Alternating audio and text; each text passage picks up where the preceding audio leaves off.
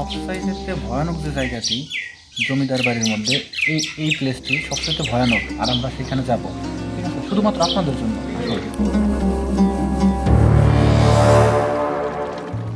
Hello বন্ধুরা, আসসালামু আলাইকুম। সবাই কেমন আছেন? আশা করি সবাই ভালো আছেন। তো রাশিদুল ব্লগ ইউটিউব চ্যানেলের পক্ষ থেকে আপনাদের আবারও সবাইকে স্বাগতম। আর এই ব্লগ ভিডিওটি করা হয়েছিল মূলত হচ্ছে আপনার রমজান মাসে, যার কারণে আমি তেমন ওই রকম সময় দিয়ে এডিটিং করতে পারি নাই। এখন ফাইনালি একদিনে এডিটিং কমপ্লিট করে ফেলছি, যেহেতু এখন ঈদের পর, আর এখন প্যারাও কম। তখন একটু প্যারাও ছিল, আর রমজান মাসে এডিটিং করতে ভালো লাগে নাই। যাই হোক, আমরা এখন দুই ভাই মিলে যাইতেছি হচ্ছে জমিদার বাড়ি, ওইখানে যাব। রমজান মাসে রোজা থাকার পরে ঘোরার ফিলিংসটা একটু অন্যরকম লাগে। যাই হোক, জমিদার বাড়ি আমরা পৌঁছে গেছি। এখন এইখান থেকে একটু সামনের দিকে যাব, দেখবো আসলে জিনিসটা কেমন লাগে। আমার স্বাস্থ্য ভাই বলতেছে, কি ব্যাপার, তোমার ফিলিংসটা কি? রমজান মাসে আমরা তো এখানে চলে আসছি। আমি বলতেছি, হ্যাঁ ফিলিংস তো ভালোই। এখন ওই ভিতরে যাব, ভিতরে যাওয়ার পরে আসলে আমি তোমাকে বলবো যে আমার ফিলিংসটা কেমন।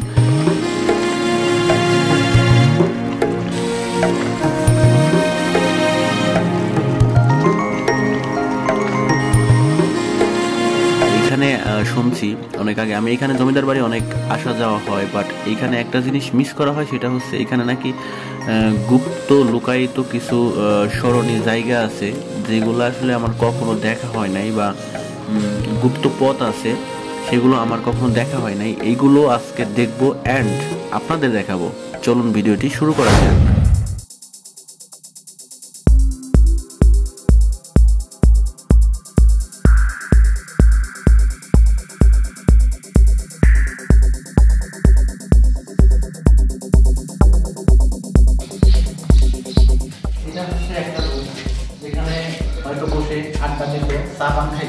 তো আমরা আরো সামনে যাবো। এই যে এটার ভিতরে মনে হয় আগুন জ্বালাইতো। এটার মধ্যে আমার সম্ভবত এটার মধ্যে স্বর্ণ টন্য লোকায় রাখতে, ঠিক আছে, এইটাই হচ্ছে এটার মূল বিষয়। তো আসুন আরো ভিতরে। ইউ আর রং, এর ভিতরে লাইট জ্বালাইতো।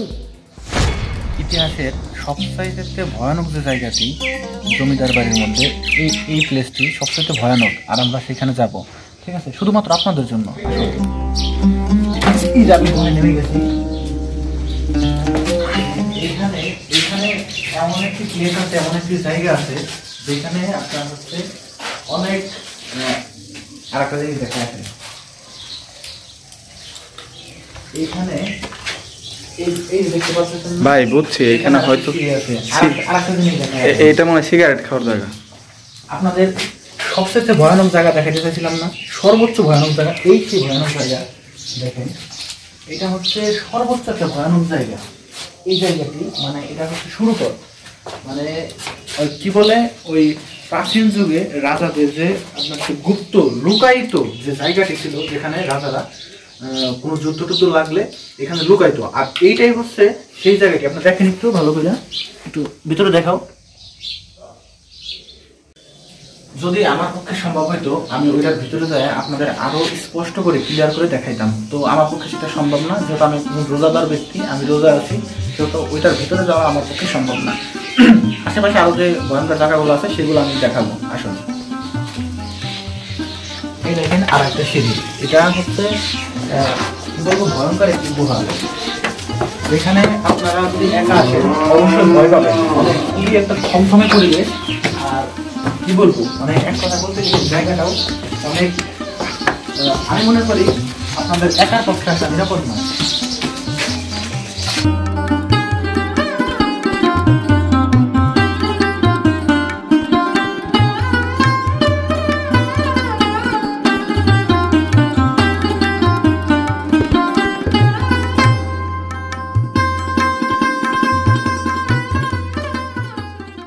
তো ফাইনালি আমরা ভেতরটা অনেক কিছু দেখছি, আরো হচ্ছে দেখার কিছু বাকি আছে, এই দিক থেকে দেখবো। সেটা হচ্ছে এখানে আপনারা জানেন যে পদ্ম ফুল আছে, অনেক পদ্ম ফুল আছে। সেই পদ্ম ফুল এখনো যদিও রোদ আর রমজান মাস, ওইভাবে কিছু দেখানো গেল না। যাই হোক, আমি ক্লোজে শর্টে আমি আপনাদের কয়েকটা পদ্ম ফুলের পিক দেখাবো। চলুন, ফাইনালি আমরা পদ্ম ফুল দেখার জন্য নদীর ঘাটে আসছি। নদীর ঘাটে বলতে মানে পুকুর, বিশাল একটা পুকুর। আনফর্চুনেটলি মানে দুর্ভাগ্যবশত আমরা একটা পদ্ম ফুলেরও দেখা পাই নাই। কারণ হইতেছে দেখ, এখন যেহেতু রোদ, এখানে পদ্ম ফুলের গাছ আছে বাট পদ্ম ফুল নাই। পদ্ম ফুল যদি আপনাদের দেখাইতে পারতাম তাহলে বুঝতে পারতেন যে আসলে এখানে কত সুন্দর পদ্ম ফুল ফোটে। এখানে রয়েছে বাংলাদেশের জাতীয় কবি কাজী নজরুল ইসলামের স্মৃতিচিহ্ন। এ প্রাসাদেই নজরুল প্রমীলা দেবীর প্রেমে পড়েন ও লিখেছিলেন, তখন প্রেমে পড়ে লিখেছিলেন, তুমি সুন্দর তাই চেয়ে থাকি প্রিয়, সে কি মোর অপরাধ। আসলে মূলত প্রেম করা অপরাধ না, আর তাদের এই চিহ্ন হিসাবেই, স্মৃতিচিহ্ন হিসাবেই আজ প্রমীলা দেবী এবং কাজী নজরুল ইসলামের দুটি পিকচার এক জায়গায় করে এই স্মৃতিটি রেখে দেওয়া হয়েছে। আর আমরা সেখানে এসেছি। এটি হচ্ছে জমিদার বাড়ির পাশেই প্রমীলা দেবী এবং কাজী নজরুলের ছবি। ধন্যবাদ বন্ধুরা, আজ এই পর্যন্তই। দেখা হবে আমার নতুন কোনো ব্লগ ভিডিওতে। ততক্ষণ পর্যন্ত ভালো থাকবেন, সুস্থ থাকবেন। আল্লাহ হাফেজ।